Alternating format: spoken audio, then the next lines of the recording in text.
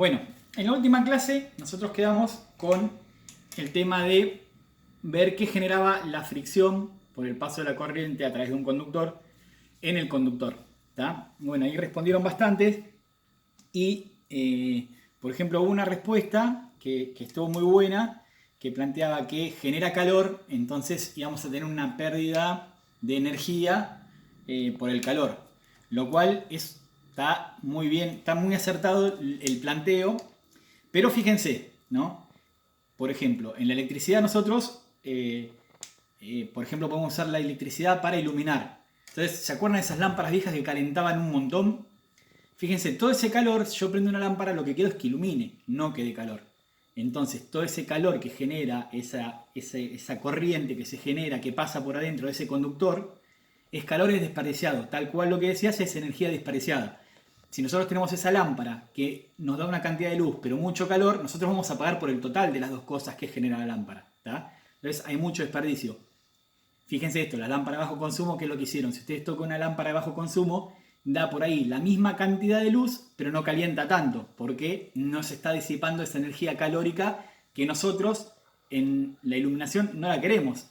Ahora, en una estufa sí, ¿tá? Entonces, ¿qué es lo que hace la estufa? Es lo mismo genera un paso de la corriente, genera calor en el conductor y es el calor que nos entrega cuando nosotros necesitamos la energía calórica, ¿está? Eso como concepto general a la hora de ver el planteo este que hacía el compañero del desperdicio o la pérdida de energía. Hay que analizarlo siempre para qué se va a utilizar. Pero nosotros particularmente en lo que nos vamos a enfocar es en el proceso este.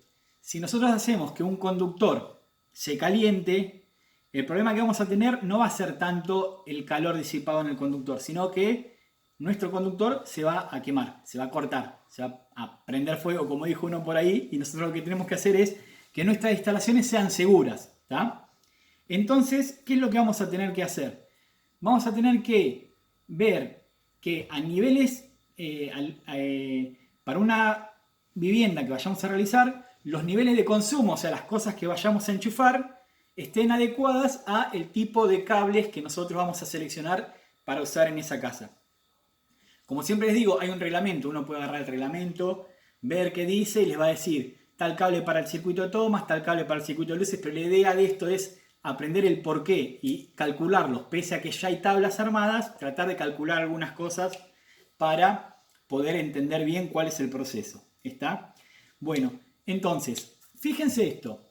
Nosotros hablábamos de que hay materiales conductores y materiales que no son conductores.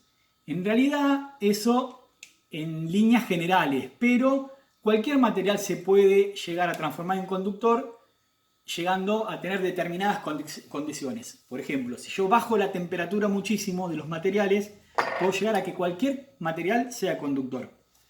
Lo mismo pasa a la inversa. A mayor calor, cuando más calor hay, los materiales resisten más el paso de la corriente. Entonces vamos a hablar más del tema de la resistencia del paso de la corriente. ¿Está? Ustedes piensen esto. Por un cable va a pasar la corriente de manera bastante más simple o más, con menos resistencia que por el cuerpo humano. ¿Tá? Nosotros no somos tan buenos conductores como los cables.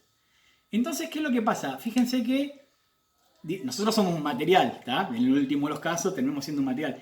Fíjense que a distintos materiales va a haber distinta resistencia del paso de la corriente. ¿Tá?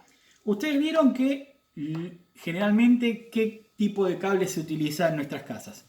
Un cable de cobre. ¿Tá? Bueno, también hay otros conductores cuando ven por ahí los cables de la calle los ven que son más grises en vez de ser de cobre. Bueno, esos cables tienen una aleación de aluminio. ¿Y qué es lo que pasa? Cada vez que alguien decide utilizar un determinado tipo de cable, lo va a definir en relación a varias cuestiones. Una de las cuestiones va a ser el tema de la conductividad del material. Otra de las cuestiones va a ser la resistencia a factores externos. Por ejemplo, qué sé yo, que se le caiga un árbol al cable o el tema de estar a la intemperie. Y otro de las grandes cuestiones importantes es el tema de cuánto va a salir el cable. ¿Tá? O sea, esas son las variables que se van a utilizar a la hora de decidir un cable.